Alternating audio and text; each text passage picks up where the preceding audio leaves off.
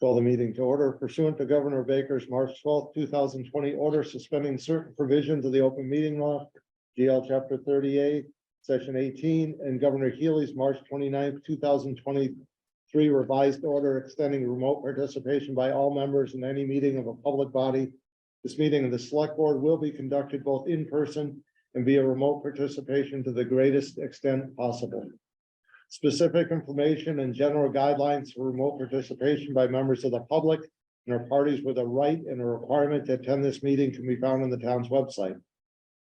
For this meeting, members of the public and committee members may attend the meeting in person.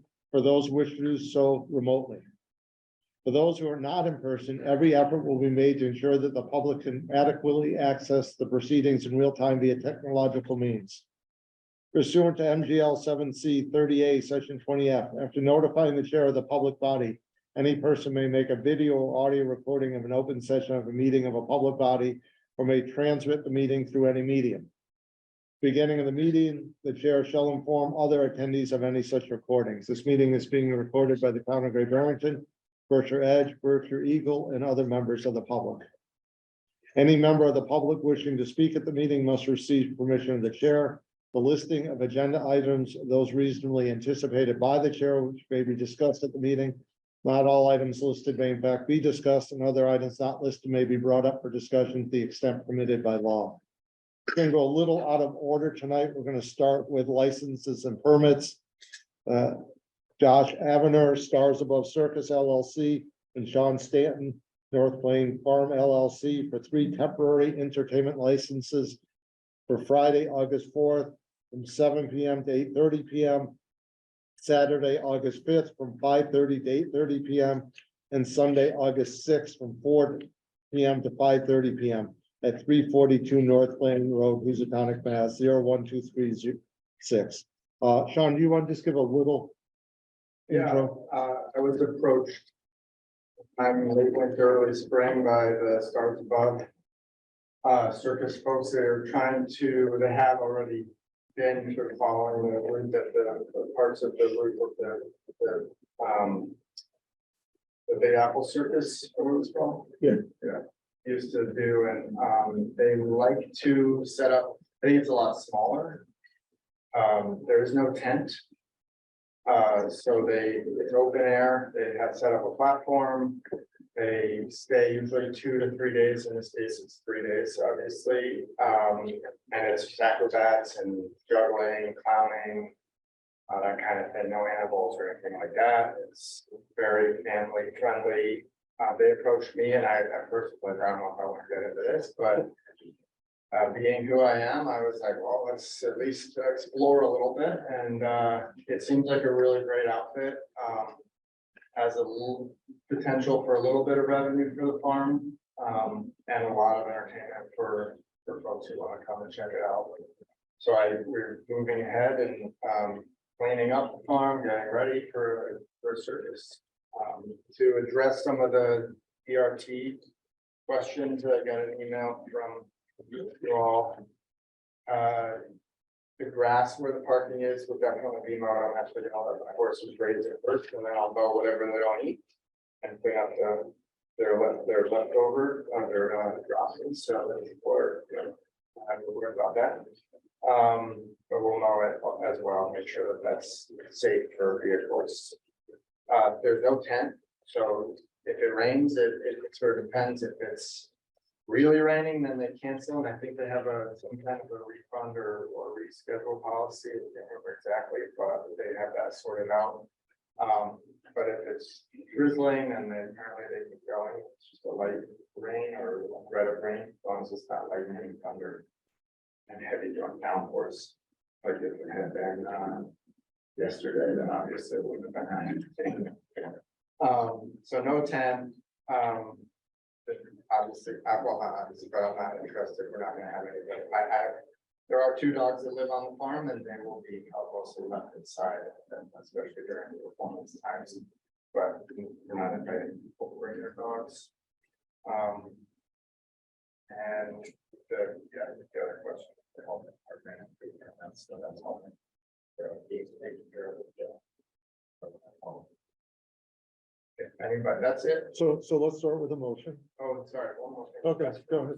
Restrooms that we've got. Yeah. We will have restrooms, there'll be porta potties. I don't have an exact location. But if you want, I can send it on a map. It'll certainly be within a close proximity to where the seating is, so people don't have to walk far distance, but there will be porta potties. I make a motion to grant 3 temporary entertainment licenses for Friday, August 4th from 7 to 8:30 PM. Saturday, August 5th from 5:30 PM to 8:30 PM and Sunday, August 6th from 4 PM to 5:30 PM to Josh Abner, Stars Above Circus LLC and Sean Stanton North Plain Farm. Second. Any discussion or questions? I have a question. How do you plan on handling the traffic? Then obviously, that's a pretty busy road sometimes. It is a pretty busy People road. move on that road. Yeah. too. In terms of traffic, we have a ample parking on the property. And we will have a crew of people who are, directing people where to park so that we can fit everybody in. Don't have a specific plan. We have people coming in and out of there all the time anyway, because we have a fairly busy farm store. So there's already a retail customer coming in and out. There's very good sight lines on the road there. You can see in both directions pretty far, so in terms of no corners, somebody might be coming around and find an unexpected vehicle pulling out. But it will be concentrated periods of time in and out. I don't have a specific plan for somebody directing the traffic in and out. Do you have any signs or anything? Maybe it says there's a circus down the road. Be careful with parking. We limits. could, we have signs there now that say there's a circus coming, but we could. Yeah, I think that's reasonable. We put signs up that are giving people notice that there may be any traffic. I don't have exact language, but You can figure it out. On that, I'm curious, are people gonna be driving into that lot off of North Plain, or are they gonna be entering the farm first and then going? so they'll enter the farm and then go. Okay. Yeah. I'm not, if there is another entrance, but we're not gonna install it. I was just wondering, what's the maximum ticket sales that you're expecting? Like, what's the occupancy? Because it sounds like it's gonna be very popular, knowing that there's very limited Yeah. entertainment for Um, families. So I just worry that you might get too many people and it's just. Well, they have a maximum, they won't go over. Yeah, I what is don't that? know exactly, I think it's in like the 250 range. I can also find that out. I mean, that would be my worry, is that it's just, you're gonna, have a ton of traffic, ton of, backup, and it's so popular that, what is the limit? Is it- There's limited seating in terms of the space where we're doing it. They're very professional. They do this all over New England and New York State. I don't think they want to be in a situation where they're overdoing it in terms of not having room for people to sit. Some of the seating is in chairs. Some of it is on, people who want to bring their blankets, sort of like a lawn seating situation. I mean, they're selling tickets ahead of time. correct? Yeah, all the tickets are. So it's 100% ticketed already, so you have to. Last minute, there is a point at which it's sold out. Okay, so, Good. It's not like just. so it's not just kind of open that you Yeah, can kind of hang out and, okay. They looked at the parking in comparison to what they've seen elsewhere, and they said that's totally adequate for how many cars. Obviously, if each person came in their own car, there's no way there's enough room, but mostly gonna be families, 4 or 5 people on a car type situation. My other concern was just it's a working farm, and Yeah, so that we're was, gonna be part of this. Yeah, Like, you they're seem- coming on our farm. And Okay. we're helping them set up. okay, It's very cooperative. They want us to be involved in Okay. helping them set up, and that's part of the deal with them is that, and that's one of the reasons they like farms is because we're obviously also busy with farming. So this is not gonna be easy for us, but it's something that has a potential to draw people to the farm, which potentially long-term is an advantage to us, and people know who we are, where we are, what we're doing. And also, I think for the community too, so. A little bit of kid-friendly entertainment. Any other questions? Yeah, that's just to kind of follow up with what Garfield was asking. Is there a certain point where something that ticket sales triggers, GB police helping with traffic to come and go at I the think start and that stop. would be up to you guys if you know of a threshold at which you Yeah. would wanna have that. I do know that there is a possibility and it probably should have been on the permit, but there is a possibility, well, maybe it wouldn't have to be necessarily, but they said if we're gonna do 4 shows, if all 4 shows sell out, we would wanna schedule another one, so that would be like a second Sunday show. So.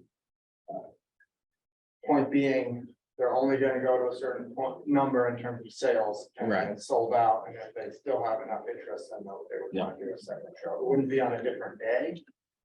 Obviously, you have specific times on those days, so. My guess is they don't expect to sell out. Because otherwise, what they would have said, that's another contingency plan. I think. Yeah, you would have to come back for another one. Right. Yeah. Because it's So- not on here. As I think you have another meeting before We this event. If, I'll talk to the organizers, if we, are getting, well, within a week. I'm gonna talk to them tomorrow and say, well, do you think there's any possibility that we can afford? Okay, we gotta go back to the board and put it on their agenda for the next meeting. And then we can. Then they can decide if they want to do a 4th or 5th show, and if we get to that point, or if they just don't think we're gonna get those numbers. Did the ballpark on the ticket, Sean? I mean, how many is it expect? You said you're not quite sure. but it might make a difference. If I remember correctly, it was about $250 per show. 250. So that's, See that. Feel out. So good. I was just get on resources, you said you're gonna have porta potties, you know, the number of porta potties. so it'll probably 4. That was their recommendation. I talked to the porta potty guy or lady this morning. Just think that would be adequate. Anyone else? One thing about the fire lane, so I can see it in the map, has the GB Fire Department kind of gone through it and said it was Design fine? review team would be. Yeah. Yeah, with the DRT looked at it. Yeah, so we're all set. But the parking is, there's no, like, I have had requests for people to be able to drive to the back and drop off somebody who can't walk that far. And we will obviously accommodate that, but they won't be parking there. So the back, and you can go around, there's 2 buildings right next to each other. You can see on the map where that you can go all the way around. We're sort of repairing those farm roads as part of our cleanup process. So you can get a fire truck back there, no problem as it is, but that way it'll be, a little smoother. Yeah, one more thing for me, just for the afternoon shows, you have a plan for access to water for audience members? For drinking water, so they're gonna vend and they'll be selling water. They sell water, popcorn, I think they might sell soda, popcorn and cotton candy, and then we'll be selling. The same stuff we always sell, sausages and burgers, and probably have other drinks as well. Their only contingency, or their only concern about the beverages and the food is that we don't undersell them. But there will be water, and I don't think they're not like gouging anybody. Obviously, people, it's not like a movie theater where you can't drink your own water. Okay, so we have a motion, a second. Is everyone comfortable with this, or? Well, all in favor? Aye. All right, It's unanimous. Good luck. Thank you. thank you. Good night. Approval of minutes. June 12th, June 13th, and June 26th. Do I have a motion? I make a motion to approve the minutes of June 12th, June 13th, and June 26th. Second. Any discussion? Hearing none, all in favor? Aye. All right. Unanimous. Select board's announcements and statements. Ben, Nothing for me. Garfield, I just wanted to thank Joe Aberdell for putting up those yield signs on Christian Hill Road. Asked him to do it, appreciate him getting that done. Eric, Nothing, thank you. please.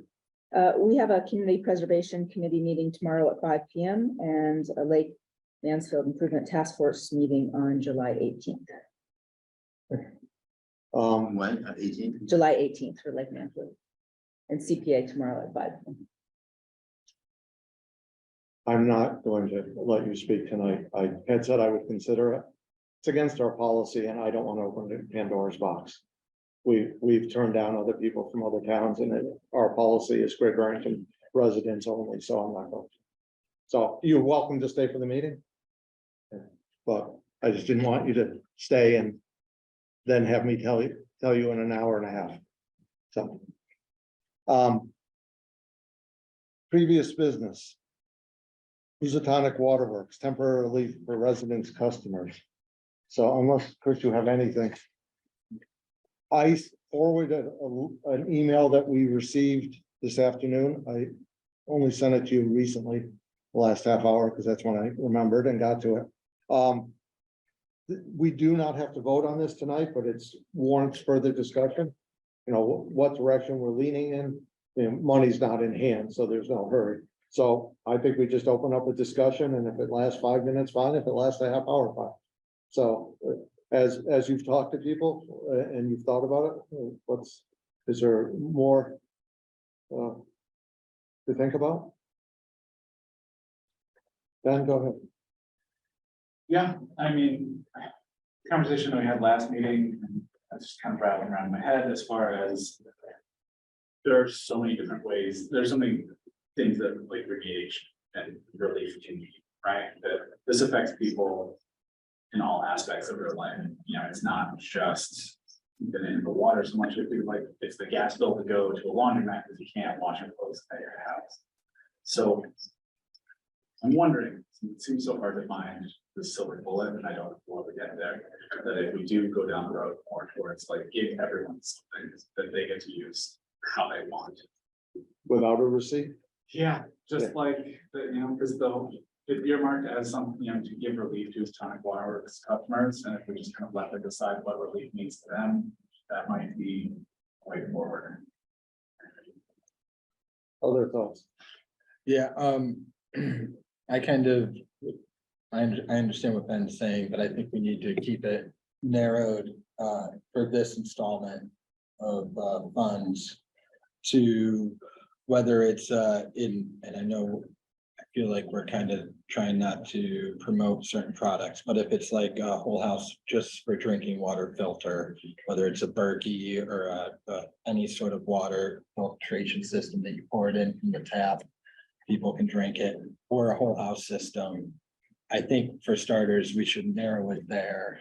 Again, you know, you're either helping with the drinking water, that's saving you all the lugging of bottles back in and out of your house, saving all the plastic that you're throwing away from your house.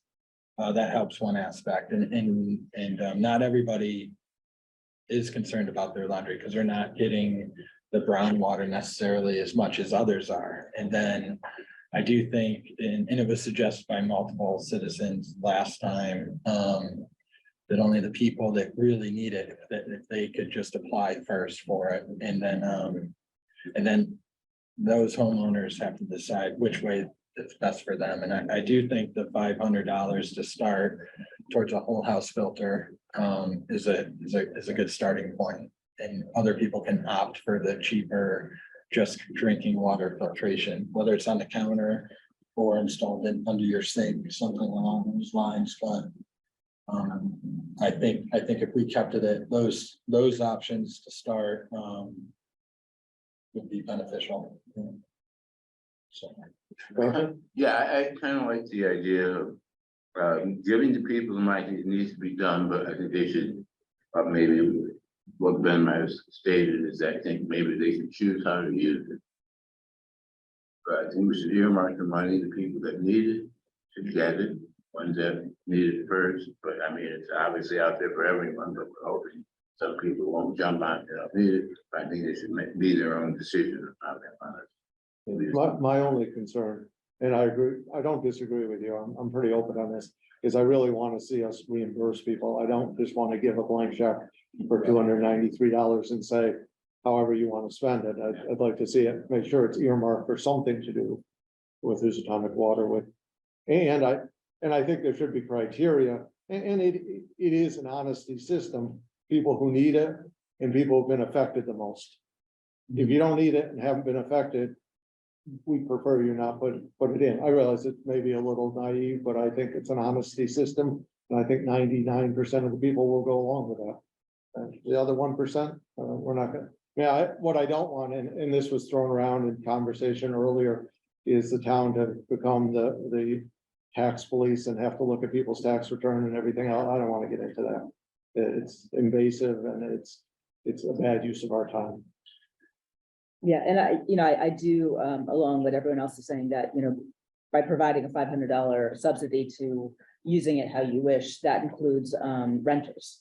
Because my worry was with the, home house or whole house filtration system. What about renters that are affected by landlords that choose not to do that, So at least if you have the $500 subsidy, then renters, if they had been buying bottled water, especially for, babies or laundry or whatever, or, seniors that really depend on high quality water, at least they have something, and they're not tied to a filtration system. And there's a lot of stress having to, have a filtration system, and then how you're gonna install it, and plumbers and all that stuff.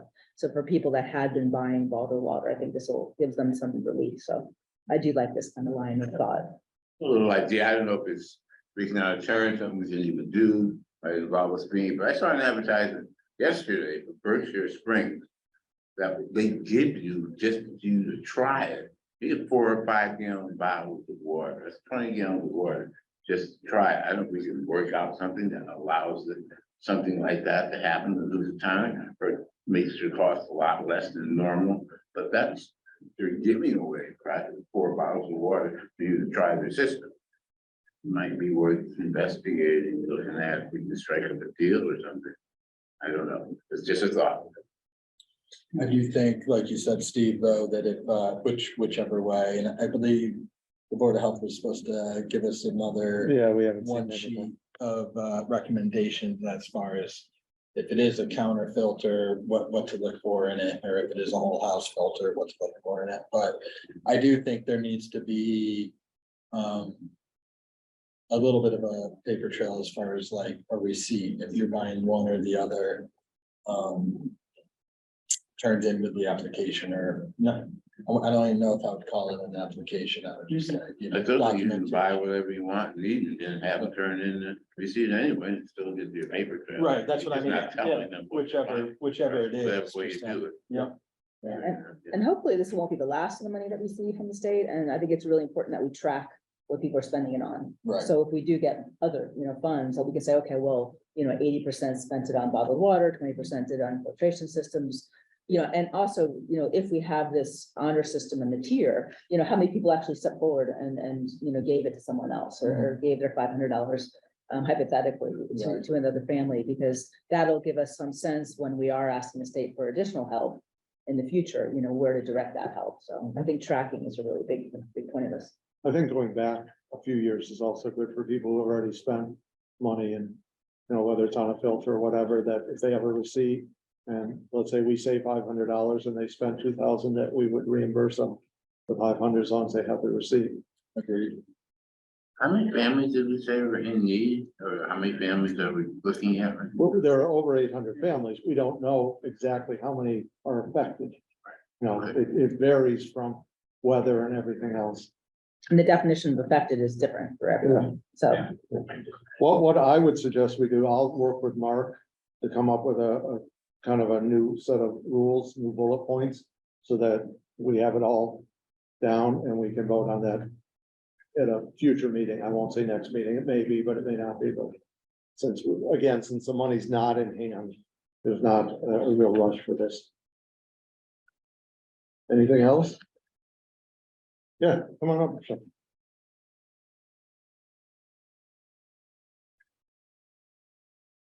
Michelle Bear, 70 Division Street. I agree with the chair. I think a lot of us have probably used Mass Save to do work on it. My husband and I, we did a lot of work on our house through Mass Save. And everything we did, we had to validate. We did electrical work, we did plumbing work. We put in a new water heater, and when they inspected, it was a different brand than what we said we were going to put in, and they just stopped right then and there, and they said, why did the brand change? We had to call the outfit that put it in, and they explained they couldn't get the other one. This was actually a better one. You don't want to go that far with this, but I don't see anything wrong with reducing a receipt and that sort of thing. And I just want to remind people, we're always talking about the groundwater. Just because your water's clear doesn't mean it's healthy, and I'm a cancer survivor, so we gotta look at that, and keep that, because I hear a lot of talk groundwater. Although, as you said, Ben, I have taken trips to the laundromat as well. One thing I also wanted to point out are people with children. I think somebody brought that up already here. But I remember when my mom was terminally ill and we were caring for her at hospice at our house, how much water we were going through. She had cancer, and the hospice would come in and the nurses would come in. And between the bathing and the cleaning, everything had to be sterilized, etc. So I think we really have to reach out to maybe the seniors, or maybe people who are unwell. Maybe the senior center can help in that capacity. That being said, we're talking about Housatonic residents, but we have to remember there's a percentage of West Stockbridge residents and Stockbridge residents that are also on Housatonic water. And I kind of feel bad for them, because it says right here, a financial relief for Housatonic residents. But what about those people? And while on that topic, what are their select boards doing? You're really making this select board I think this select board is trying to kind of make up for maybe the errors of the past, and in trying to really address this. This has really come to a head, which is great. But again, if I was a Stockbridge select person or a West Stockbridge select person, I don't care if I have 5 constituents on Housatonic water, or 55 or 155. They should be speaking up about this. I think there was some sort of meeting in Stockbridge months ago about it, but I never heard anything from that point on. So this isn't to you, it's to those 2 select boards. They should step up and maybe join with this select board and trying to come up with a solution. Thank you. Anyone else before we move on? Go right ahead. Donna Jacobs, 260 Park Street, and what's just occurred to me as I was listening to my neighbors speak, it seems that there needs to be a criteria that who we need to help here are customers of HWW. That seems to be a pretty confined group. We know who they are, but we also need to canvas. We need to hear what people's problems are, so that we're not just sort of speculating, how is this going to help our neighbors? How is this going to help the customers of Housatonic Waterworks? But what are the real needs? And I think it sounds like a study. It sounds like an arduous sort of research project, but I think otherwise we're just sort of throwing spaghetti at the wall and seeing what sticks if we don't have some data about what people's needs are. Okay. Anyone else? Bill Napo, Canadian on Main Street. I think what you're doing is great. I think what you should do is be able to distribute the funds accordingly, like you've been discussing this evening. And I think the simpler, easy one-page kind of application, provide a receipt for drinking water for people that really need it would be great.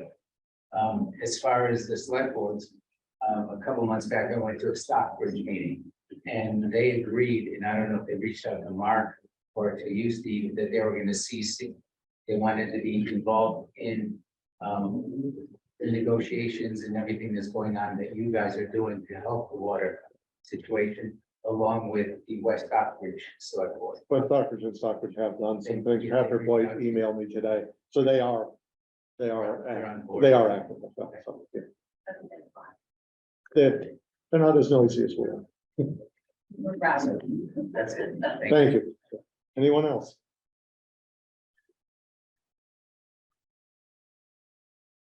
Seeing no one, we will move ahead and we'll hopefully come back with this at one of the next 2 meetings.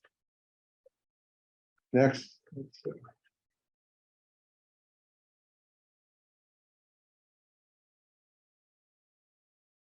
Okay. Chapter 61, right of first refusal, discussion vote to exercise, assign, waive the town's right of first refusal to purchase 22.59 acres of land at 206 Blue Hill Road, parcel 3 of Assessor's Map 41. Chris, do you want to say anything about this? Happy to. Good evening. For the record, Chris Rumble, Assistant Town Manager. Before you tonight is a request that has been received from attorney Kate McCormick and her client. They have an agreement to sell parcel that the chair mentioned in his introduction. As is typical for Chapter 61 properties, the town has a lien on the property and has the right of first refusal to match the price and purchase or assign its right to a nonprofit who may purchase or waive the right.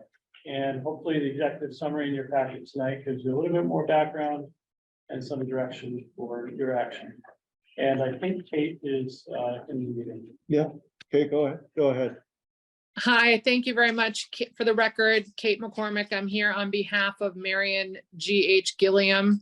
I think Chris did a great introduction and explained the process. My client is under contract to sell property that's been under chapter, we say, since 1981. So it's been a working agricultural farm since November 18th of 1981.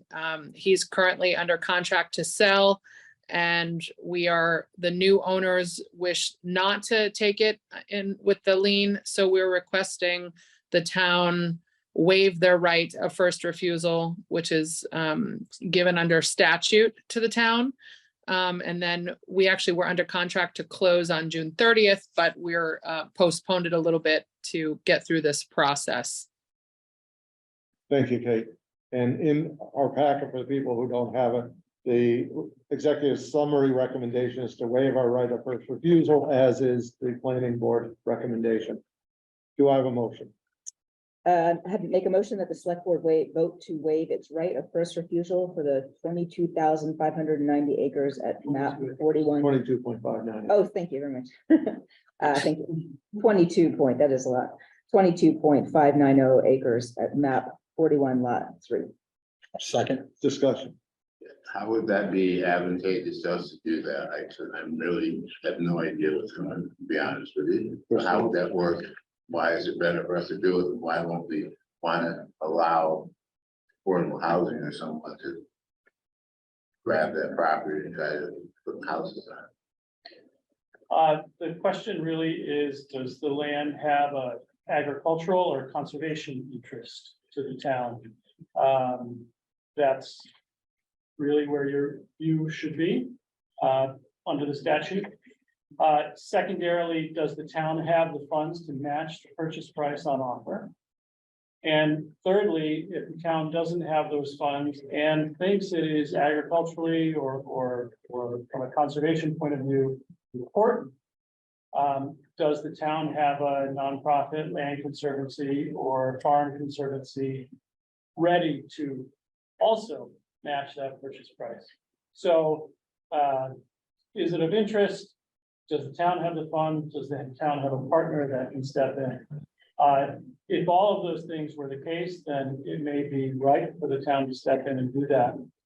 This is a parcel that's not identified on any agricultural or important conservation map. It's not in any of our town plans identified as important for agricultural or conservation purposes.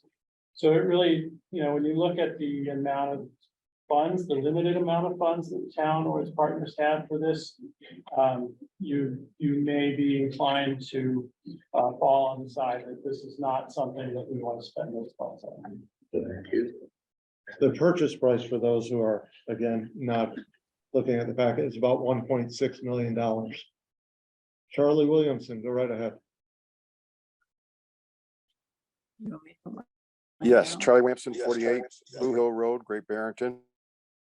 I just want you to clarify, you say since 1981, you've had a lien on the property. Does that mean they haven't paid their taxes? No, there are no taxes on this because Did you hear me? yes, Charlie. No, it's not that they didn't pay their taxes. The lien is. Hold on, I'm not. Hold on, I got, Yeah, I can hear the background. turn your volume up. Yeah. My volume, okay, I'm getting, turn. Charlie, I'm gonna mute you and then give you the answer. I think that'll work the best. All right, I've got it fixed now. Okay, Chris, do you want to explain it? Charlie, and folks, the town's lien secures the town's right of first refusal. It's not a tax thing. It's not like tax taking because of taxes. Oh. There is a small amount paid. It's just that the amount paid under the chapter program is much reduced. It's not as high as a typical residential parcel. So the taxes have been paid over the years. It's just it's a much smaller amount. And the lien again is not a tax lien. It secures the town's right to purchase. So just to make it clear, they don't owe the town any money, correct? Correct. Oh, okay, so, and I don't understand why the town has a lien on it, but that's all right. As long as it's still taxable property, it doesn't come off the tax roll, I'm happy. Thank Yeah, you. no, it's part of the 61A statute. The tax assessment would go up. Yeah, It's gonna go up if we, well, if we waive the right of first refusal, the sale goes through, they will then be paying regular taxes on this property. Thank you. Thank you. Anyone else? So we have a motion and we have a second. All in favor? aye. And it's unanimous. Thank you, Kate. Thank you very much.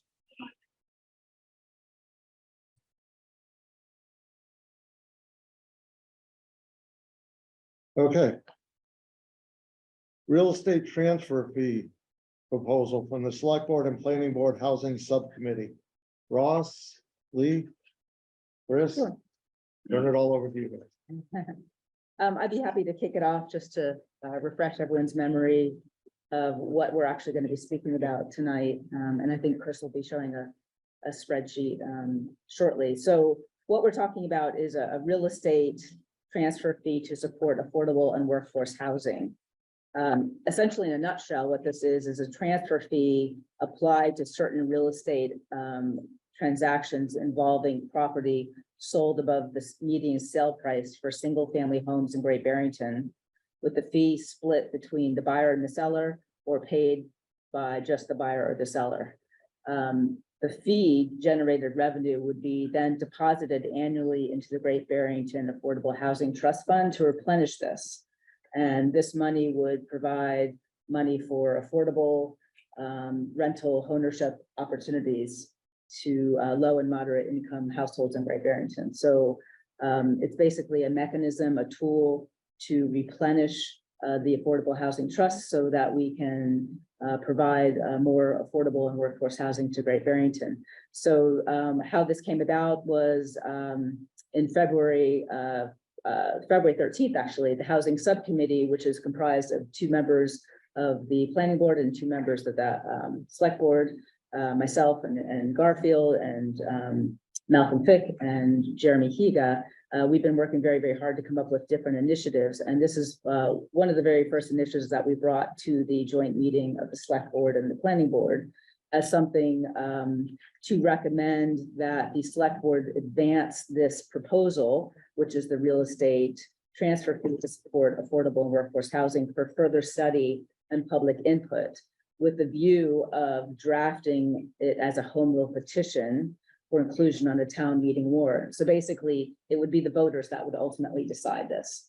And what we're trying to do is find ways to generate revenue, because basically it comes down to money. When you want to build affordable housing or workforce housing, create programs that incentivize property owners to create housing, create programs such as aging in place for senior citizens, it comes down to money. So what we're trying to do as a housing subcommittee is try to find an initiative that would help replenish the Affordable Housing Trust Fund. So this came about, and it's not something that came up by itself. I mean, transfer fees have been proven to be an effective way of generating revenue for housing. So other municipalities, such as Nantucket, Provincetown, Chatham, Somerville, have all filed transfer fee home rule petitions. And Amherst, Northampton, and others are actually working towards the filing. So we have a history, there's a history going about that we are not the only municipality doing this. And there's actually a movement in the legislature right now to allow communities to bypass this need for having a home rule petition and going through the state house to move it forward. So until that time, or if that doesn't happen, what we're trying to do is allow for a mechanism for the voters to decide, first of all, do we want this? And number two, some of the details. So what would the percentage be? Would it be 1%, 2%? For example, would it be split evenly between the buyer and the seller? And then, how far is the net cast? So is it on, when we're talking about single family home sales, is it, percentage over that? So I think that the data that Ross will be showing is data from fiscal year 22. So I think the median sales was 475, I believe, which you can correct me if I'm wrong, but so how much do we want to, what would trigger this sales tax? What would trigger this? So, would it be a percentage over the median, or would it be a figure like $1 million? So, any house sold at $1 million or above would fall into this net, and then this would kick in this transfer fee of 1% or 2%. So, for example, if it was 2%, it could be split evenly between the buyer and seller. So it's not a huge, nugget to take in, and this money would generate a certain amount of money each year. So at least the Affordable Housing Trust would have this sitting in their fund, and they would know, okay, we have this seed of money to do what, and then obviously more money would be coming in. But because this our town is grappling with such a immense housing crisis, like so many others in the Commonwealth, it's just one mechanism we were looking at. So what we had asked to do, coming off this February 13th meeting that we came to the Select Board and Planning Board, we had asked Ross to come up with historical data of what it might look like if we were to do this. So I think he has FY22 data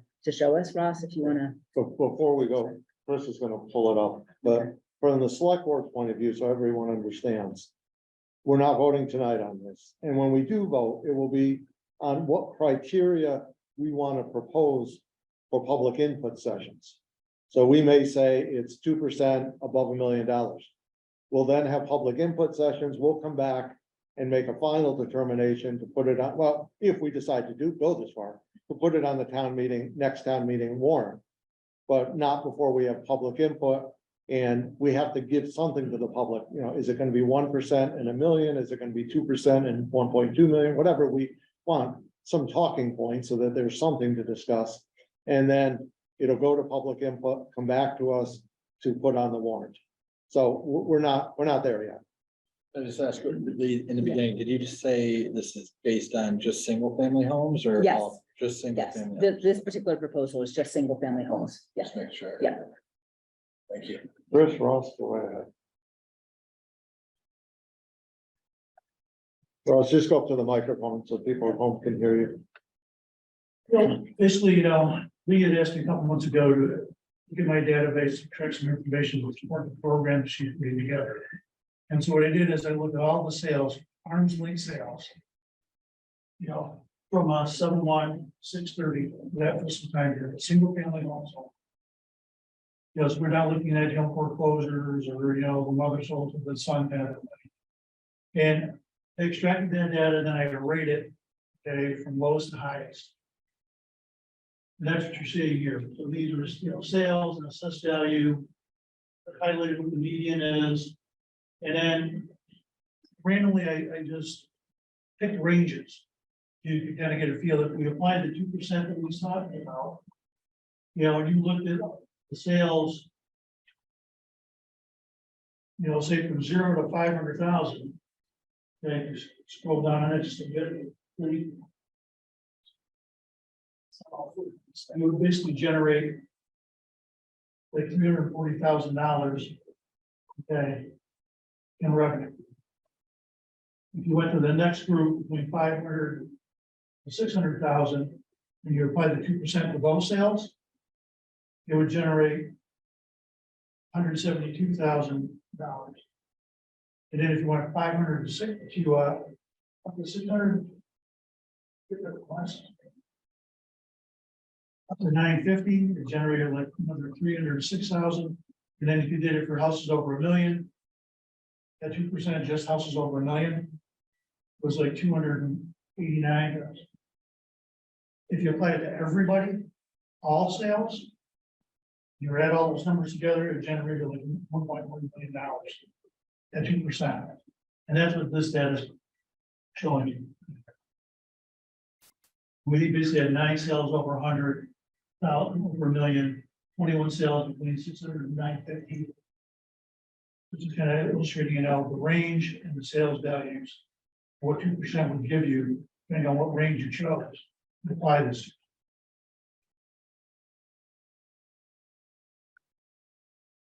Questions about that? Yeah, I guess and I know you just said them, but I didn't get them written down quick. So there's, like in that time frame, it was 9 houses sold in $1 million and then 22 from 500 to 900. Is that what? And I made a calculation, so I'll get it. And there, I took that down, so. Oh, yeah, okay. So you can see, you know, Okay, when you 21. just looked at, you know, 950 to over $1 million. You apply 2%, you see what they're getting. Yes, okay, Those are the numbers. okay. And like I said, if you apply the 2% to every single sale, 1.108.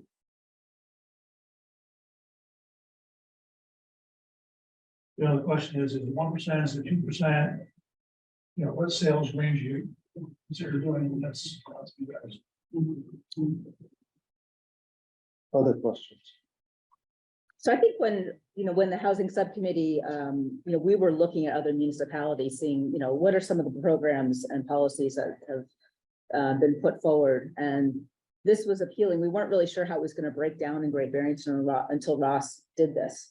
And just looking at it, with the million, I guess you have to kind of start with, what's the goal and expectations of this? Like, how much money do we want to begin with?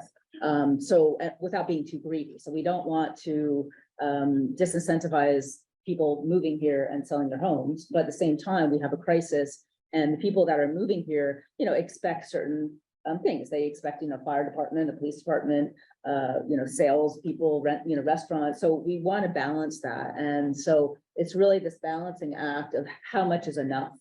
And what could we actually do with a certain amount? So kind of looking at the $1 million, what I found was interesting, it comes around $300,000. Now, obviously every year will change, but depending on how the home rule petition is written, we could have some leeway. So if it does go through town meeting and then the governor ultimately signs it, it could be rewritten so that we could revisit the target point. So it doesn't always have to be $1 million. It could follow inflation. We can make sure that it's loose enough that we can, add things. We can also add exemptions. So any property that's sold for affordable housing uses could be exempt. Maybe sales between family members. Sales to vulnerable populations, seniors, veterans. So there's a lot of, leeway that we have, but ultimately, we're trying to help the community, and we're trying to find this balancing act of replenishing our affordable housing trust, so then they could then bring forth policies, whether it's repurposing properties or buying new properties. So this will really create this kind of mechanism. So I just found it interesting after Ross shared this with me. There's so many different ways to slice and dice it, but we want to make it kind of palatable for people to understand. So if you are thinking of selling your house, you're not all of a sudden doing a quick analogy or analysis saying, okay, my house is worth X amount, it's 50% over the median sales price. Do I fall within the net? So what was appealing to me was, the $1 million that was kind of, okay, I can wrap my head around it.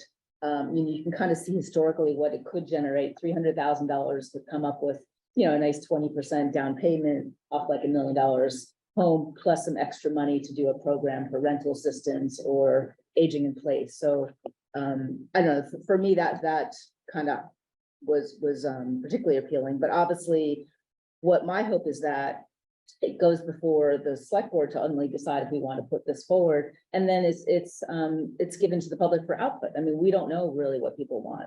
It might get, people will bring their own thoughts and perspectives, and ultimately we just want, and when I say we, the housing subcommittee, is just to, give people something to look into to address this housing crisis. So it's just one of the initiatives that we have brought forward. And I do want to, thank again, Chris Rembo for his work, and the rest of the housing subcommittee members, because, we're doing a lot of work behind the scenes, and this is just one of the first initiatives we're bringing forward. So. Even though I sit on that board, I have a question. I don't think Yeah. we thought of it. Just hit me now. I don't know, and forgive me for not having the right alphabet.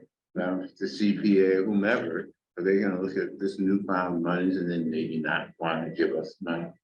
Well, I think there's such a need for housing, and there's such a need for finding funds to bring housing. So the CPA can only do so much, the Correct. Affordable Housing Trust. So when Right. you take the $300,000 mixed in with, money maybe from the CPA or Affordable Housing Trust, then we can create, 49 units rather than 10 units.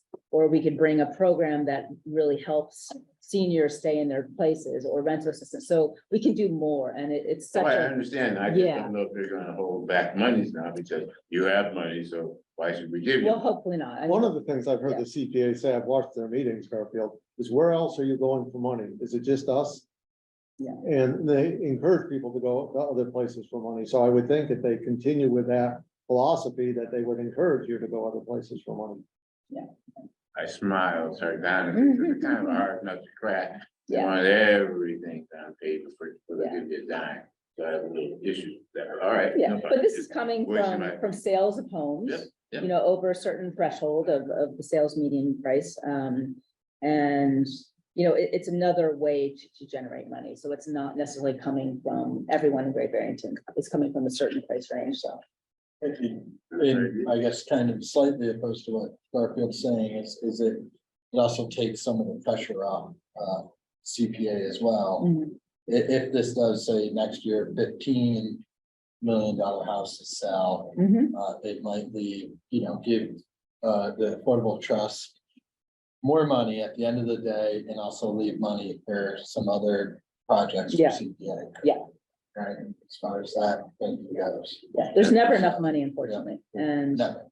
never. And it just provides another way to replenish the lines. Michelle, come on.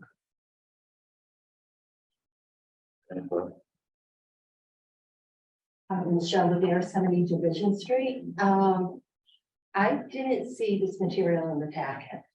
This is the first time it's being presented, so it wasn't in the packet. Okay, then I'm Well- actually requesting copies of Yeah. it. Ross, do Okay, you have a copy now? and I do know it was on the agenda, correct? Oh, yeah. Okay, I know it wasn't presented, but I believe, you set a precedent by providing a packet of information, so I would have expected to see this there. This is, just so you know, we did do this before. We talked about this and it was in that packet. And this one was mainly, we were talking about the spreadsheet, Right, and that wasn't in the that's why I packet. would have expected Yeah. it. Okay, this being said, select board member Davis said about people moving here, buying a house and then selling it.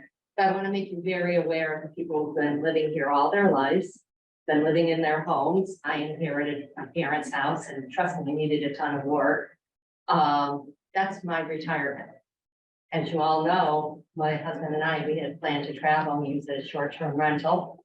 The current short-term rental bylaw isn't going to help us. We're trying to decide if we're going to be able to retire, but all our eggs are in our house basket. You're already taxing me for the CPA. You're taxing me for real estate taxes. Now you're telling me, the house isn't much, but the view is gorgeous. And we often have people stop by the house, go, are you interested in selling? It's, one person said it's the average house with $1 million view. But that's our retirement right there. It's, I almost feel like you're pushing my husband and I into affordable housing. Because we may no longer be able to afford our house. We may not even be able to afford to sell it if you're gonna tax me again. Not to mention my parents living there 66 years and paying taxes. Another thing is, and it was touched upon briefly, is with all this affordable housing, workforce housing, or housing period coming into the community, that burden on our resources. An example of this is in February, I broke my back. I went up to the emergency room and I was discharged. I was in horrible pain. In horrible pain, 2 days later, I drove myself to urgent care. Why? Because Great Barrington doesn't have an urgent care. Something as simple as that, an urgent care. So you're inviting families or people into our community who may have little Johnny falls off his bicycle. It's not an emergency room visit, but it's an urgent care visit. Something as simple as that. So keep this in mind, because this will be the next question coming before the taxpayers. We need this, we need that now to support the new people in our community. So there's a bigger picture here, but I just want to stress, keep in mind the people who live here all of our lives, and maybe not all our lives, but maybe invested in this community for decades. And now the way you're going to pay us back for our support is to tax us when we sell our homes.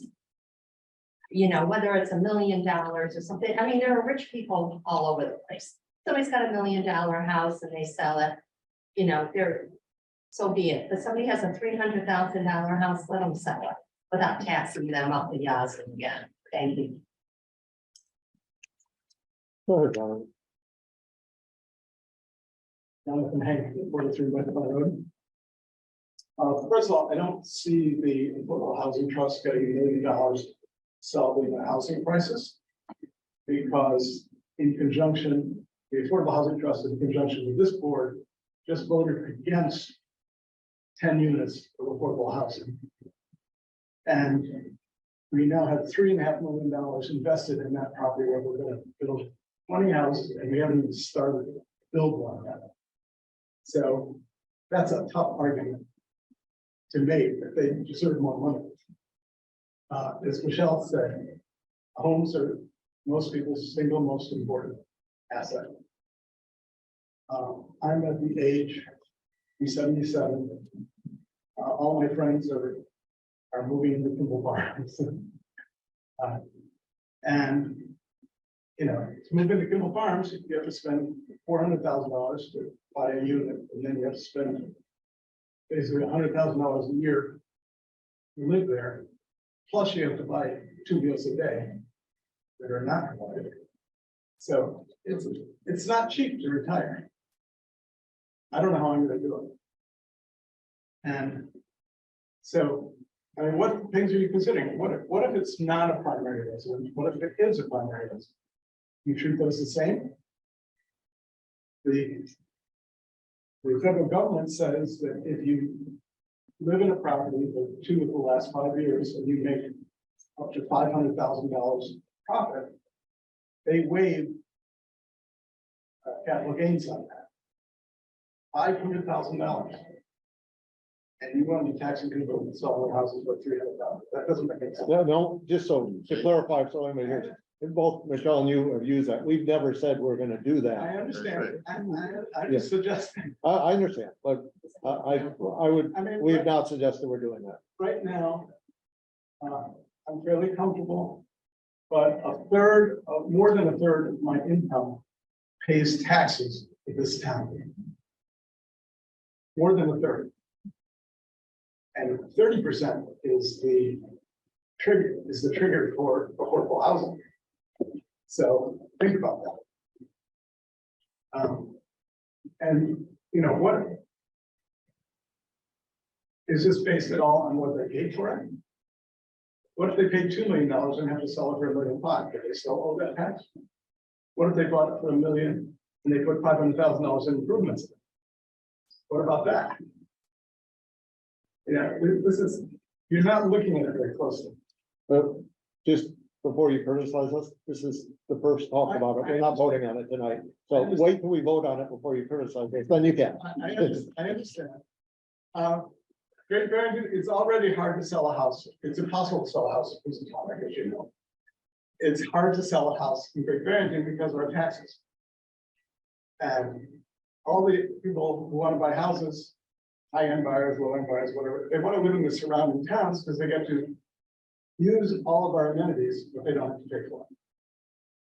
And now you're gonna make it even harder to get people in there. And so, I don't know, I think this needs a lot of thought. I don't think That's why it's here. We're not ready to vote I on think it. it's a great idea to start with. You want to be talking against it. You just did. Charlie Williams, go ahead. And then you'll be next.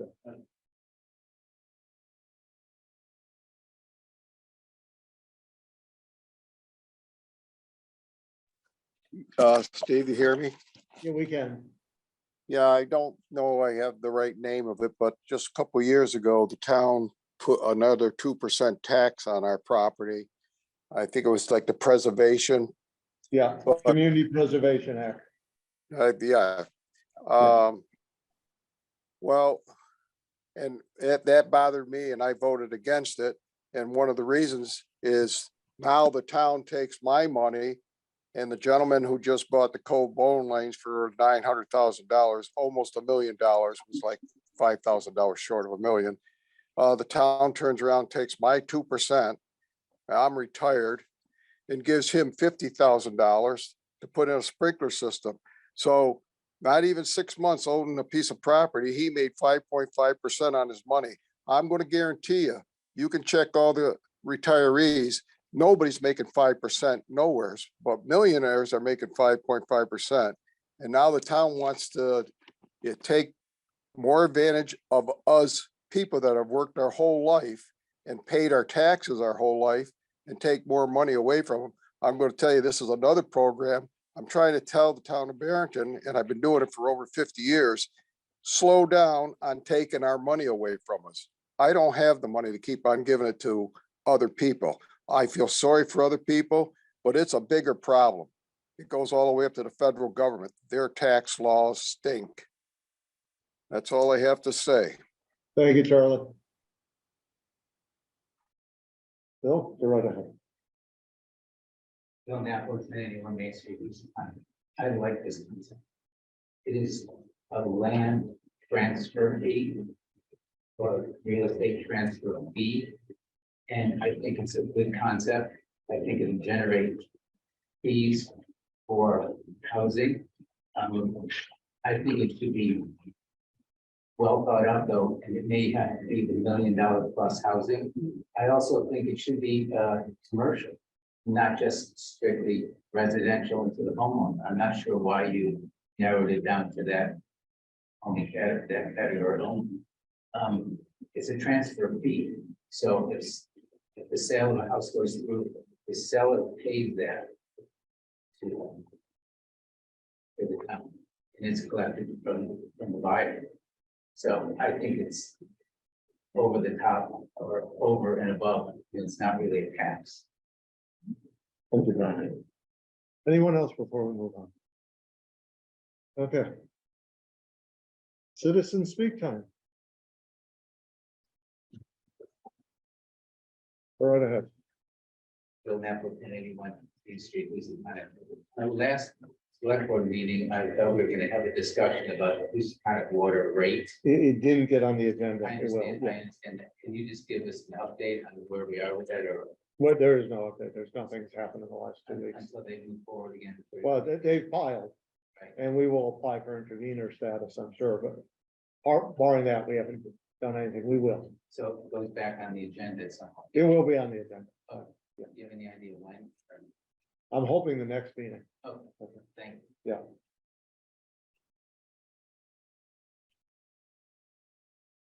Hi, Donna Jacobs, 260 Park Street. The Housatonic Water Works press release that they were going to increase their rates by 112.7%, increasing the average household's cost of water per year from the 700s to the 1600s, was a real surprise. And I went to bed and I woke up the next morning and I had to stop the Housatonic water rate proposal for a rate increase. And what happened was I started going around my neighborhood and taking, and talking to people about how they felt about this rate increase and whether they thought there should be a rate increase. And it was kind of shocking that the company would charge us more money for this unsafe substandard product as if the, what is it, $808,808 that would be generated each year with this increase would somehow grow into that $4.5 million that they need to begin working on the infrastructure and improving the water delivery system. I think that's what they quoted. They're looking at a $4.5 million investment. So I'm thinking, well, gee, is it going to be like 5 years of collecting $808,808 from the consumers of their product before they can begin delivering a safe product in 5 years' time? So it's not making a whole lot of sense to me. So I went around and I started asking my neighbors if they'd like to become friends of Housatonic, and a lot of people did. In fact, in a day, we got 72 signatures, which is not an easy feat, because every time you ask someone to their signature, they have a story to tell you. And they have a story to tell you about their water, and some of them go back 30, 40 years, and they remember the debates over the Hoosie Dome with HWW and how things just didn't pan out. Things haven't been solved, and here we are today. However, with all of that, I just thought we would share with you what people are signing in Housatonic. And as I say, it's only 72, but there are other participants out in the community haven't come in yet. We just started this a couple of days ago. Okay, so we don't believe the problems are going to be solved by placing the burden on the HWW customer and raising the cost of water 112.7%. It doesn't seem viable, but the funds are going to have to come from some other place, not just be placed on the backs of the customers to pay for this service. Most HWW customers do not possess, nor should they be required to possess the financial resources to correct a problem that is the responsibility of local, state, and federal governments. We're urging our select board and the Department of Massachusetts Department of Public Utilities to deny this proposal as a first step in protecting our neighbors and friends from further exploitation. Paying twice for our water, we found out that some people are consuming 15 gallons of water per person in their household per month.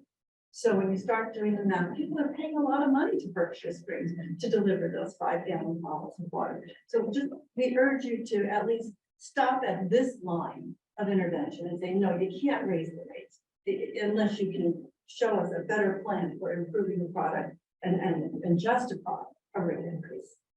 Thank you. Charlie. You're up again. Yeah, Charles Williamson, 48 Blue Hill Road, Great Barrington, Mass.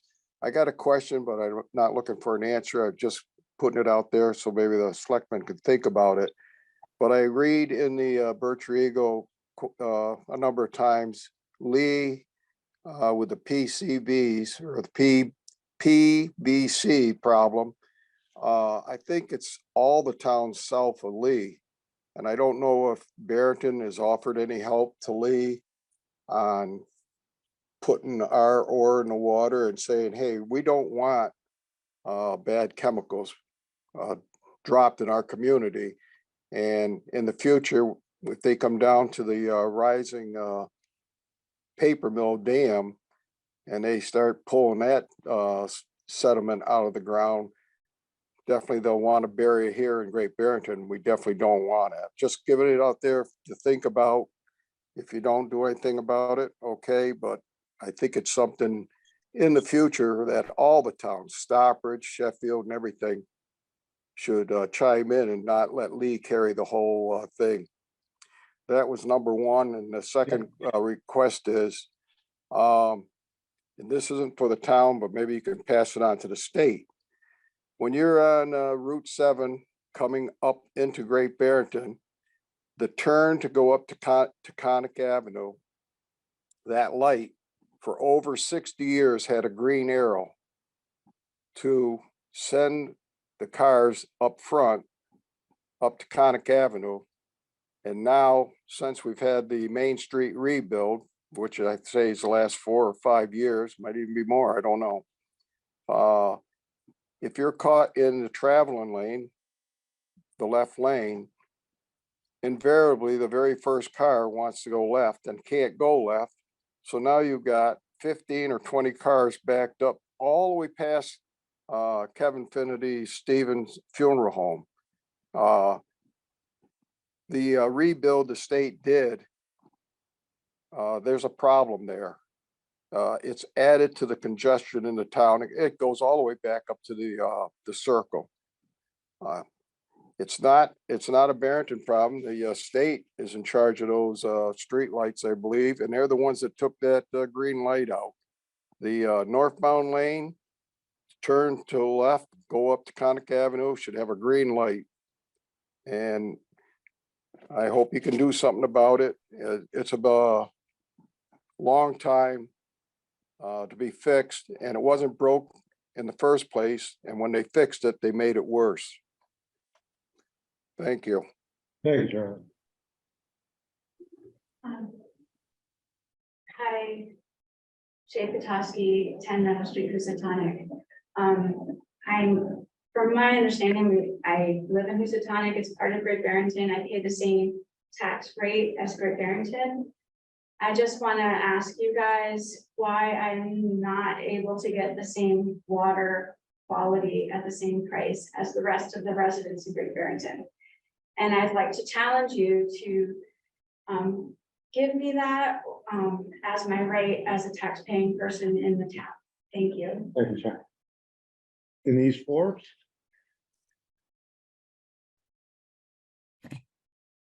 Hi, Denise Forbes, 325 North Plain Road, Housatonic. I'm just getting into the meeting late, so I missed a lot of it, but I wanted to ask, I know that someone commented on Facebook about the reimbursement money for the Housatonic Water Works people, the people for filtration systems. And I was just wondering, is that something that will happen for the Housatonic water people in Housatonic? Because they really do need to get. Will happen. The money's not in hand yet, and we haven't developed the criteria fully, but it will happen. It will happen. Okay, and that's fine. I know there's a lot of people who are in need. We just got a well put in, and I'm very happy with my well, and I wish other people could do the same. The water clarity is gorgeous, beautiful, clean water. And I tell all my friends in Housatonic, if they want to come over and have some of my well water, they're welcome to come over and get some. So that offer still stands if anyone needs water. But I just wanted to say that, just ask that question. Thank you very much. Thanks, Denise.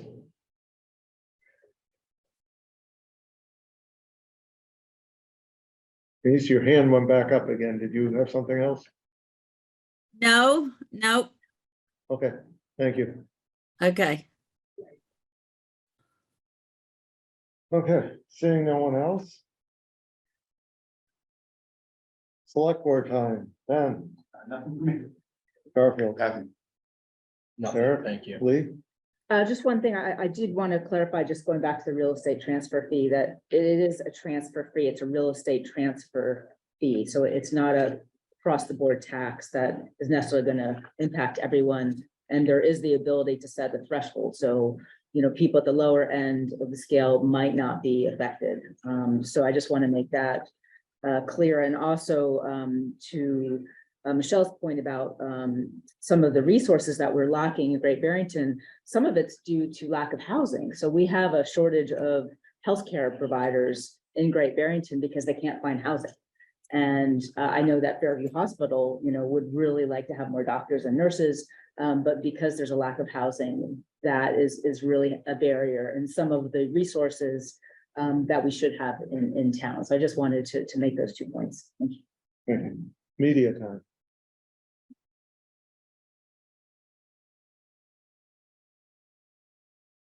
And tonight there were 23 people, 18 attendees, and 5 panelists at the height. Okay, by unanimous consent, we are adjourned. Thank you.